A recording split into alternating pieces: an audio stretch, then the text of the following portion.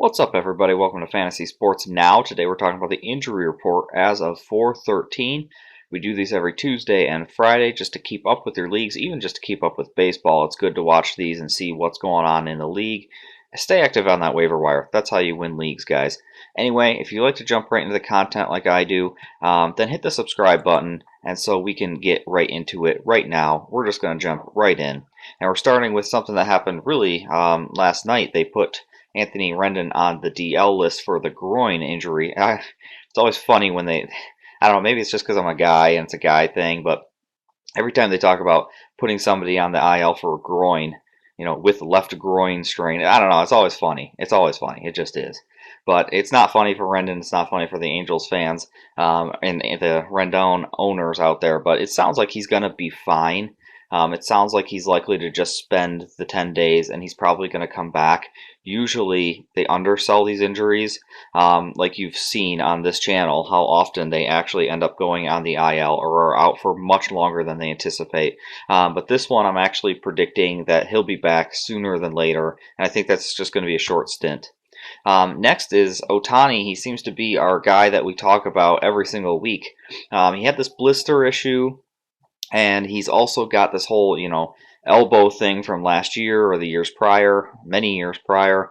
So they're going to baby him big time. We knew that, and we always talk about it every single week, and it sounds like you're seeing the effects of it now. They're saying that he's not going to pitch this week, which means it's really been about a week and a half to maybe almost 2 weeks before he even sees the mound again, which was always the risk with taking Ohtani. However, if you did take Ohtani, you're being heavily rewarded with his hitting aspect of it. So I think that they're going to baby him from the pitching side because he's also hitting so well. They're going to baby him even more so.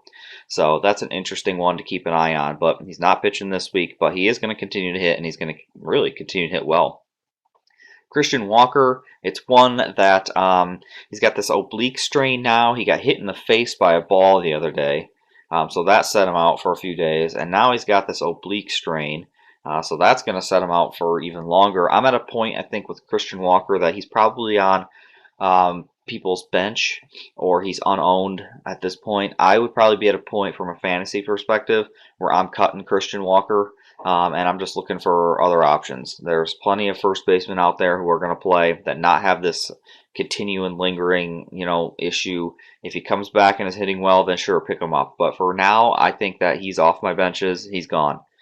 Cody Bellinger is actually, I'm kind of mad about this one because I think that he's the first one that we've really gotten wrong on this channel doing these injury reports. So he did end up going on the 10-day IL. He basically got spiked in the calf, and it was kind of is it the high ankle? Is it, is there something more wrong here? It sounds like no. It sounds like he literally just got spiked in the calf and has a contusion. He's got a bruise. And they put him on the 10-day IL. So I'm not calling out Cody Bellinger because that's a weak injury because I'm not the one who's injured. And the Dodgers, I get it. They're competing for a World Series. They don't care about these games as much. So go ahead and baby him big time, all you want to. But boy, I guess I was wrong on this one because I didn't see Cody Bellinger going on the IL for a bruise. Carlos Rodon went on the well, he didn't go on the IL, but he did not start. He was supposed to start yesterday, and apparently has an upset stomach. I don't put too much stock into this unless it comes out that he has COVID. Then I think that it's just going to be fine, and he'll probably make his next scheduled start. Just moving right along. Good news, finally, good news out of an injury report. Sounds like Zach Allen's pitching today.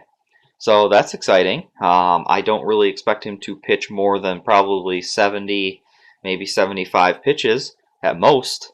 But he is going to be out there. He's got a pretty good matchup actually against the Athletics. We'll see what happens, and we'll get an update on him. He obviously had the forearm problem. He fractured his forearm, which is actually good, believe it or not, because usually if you have a forearm strain, it means that your elbow hurts and you're ignoring it and you need Tommy John. But that's not the case here. The fractured forearm was actually great news for him, even though it didn't seem like it, because he's back and he's ready to go. So that's excellent news. Next is Tim Anderson. He had a hamstring, and it sounds like he's doing well. This says he basically went full blow. He went all out. at last practice or whatever they were doing, drills, whatever that means for you, which is good news. I think that hamstrings are injuries that linger. However, if you're able to kind of go full blown in drills like this, then I think that the risk goes down. Usually, what happens with hamstrings is people will go, "Oh yeah, no, I'm good, I'm 100%," when really it's like 80, 90%. And then what happens is their other leg compensates for that leg, or they're running funny, or they're running slower, and it just hurts their body in some other way, or they continue to hurt their own hamstring. Sounds like that's not the case, and in my league, somebody actually dropped Tim Anderson. I'm not really sure why, so go look and see if somebody did that in your league, because you're probably going to want Tim Anderson on your team. We've been keeping up with Sixto Sanchez. He had a shoulder problem. This is for you deeper leagues out there. It sounds like they're starting to throw him again very slowly. They're saying there's no timetable, which makes sense. I honestly don't expect to see Sanchez until probably the All-Star break or later. I think that they have to baby this arm big time. I think if Miami finds themselves out of a playoff hunt, then they definitely will not bring him up at all this year because of this injury. I know it sounds crazy, but I think that he's going to be out. They're going to baby him, and he's just going to be out. They're not going to risk their star stud arm on a shoulder injury. It's not good to have a shoulder injury, and usually it's the year. So we'll keep up with that one. Chris Archer came out of the game the other day. He was actually pitching well. This is for deeper leagues as well. Chris Archer looked really good, actually. But unfortunately, he came out with soreness in his elbow and forearm. So it's not good, even though this says that the prognosis was good. When you come out because your elbow hurts or your forearm hurts, usually that is I don't want to say death sentence, but usually it's in that realm of needing a Tommy John surgery or an extended period of being out. They're saying he's going to try to throw again soon, but I don't like what I heard or what I saw with Chris Archer. So if you kind of saw his good start and like, oh, well, maybe that's a good speculative pickup, I think I'm avoiding at this point. Carrasco, we got to keep him in our sights here. It's week 2. The timetable they gave was like 6 to 8 weeks. It seemed a little light. It seemed like it was going to be longer than that, but it sounds like Carrasco has been healing pretty well. It sounds like everything's going even above like what they expected. So, and we're getting to a point where Carrasco's probably unowned in a lot of leagues. I'm not saying pick him up now, but maybe by next week or the week after, we might want to consider picking up Carrasco. If you have a DL or an IL spot that's just free, that's floating, it might be worth picking up Carrasco and sitting him on it, and just adding somebody else, and like nothing happened, right? So that's what I'm thinking I might do. In a couple of weeks here, I have Sonny Gray who's filling that spot right now. So I'm gonna once he comes back, I'll probably pick up Carrasco and put him on the DL because why not? A lot of people haven't owned him. If it was a late draft, they have not owned him. Lumet is coming back. It sounds like soon. Very high injury risk still for me. He had the what was it, bicep injury, and they kind of like skated around it, and they kind of like babied it instead of having some kind of more aggressive, I guess, surgical approach, which really has not ever really worked out in baseball. I know that you can heal this. I know people have tried a lot of different ways. They get these injections, but every name that comes to my mind ended up needing Tommy John surgery later. And it might get him through part of this year. It might not. So I don't know what to make of this one. This is one where I usually have an opinion, but this one I don't know. I'm leaning towards this not being good situation. We'll see. We'll keep you updated Friday. Mondesi, not good news here.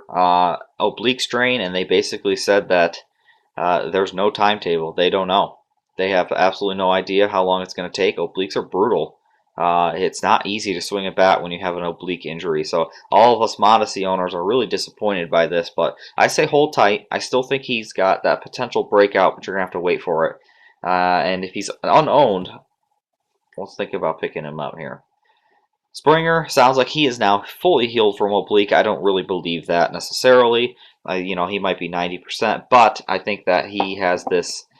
He's got this quad issue, which I think will actually help him get past that kind of oblique issue more. So when he comes back, I think it's going to be late this week, probably, maybe early next week.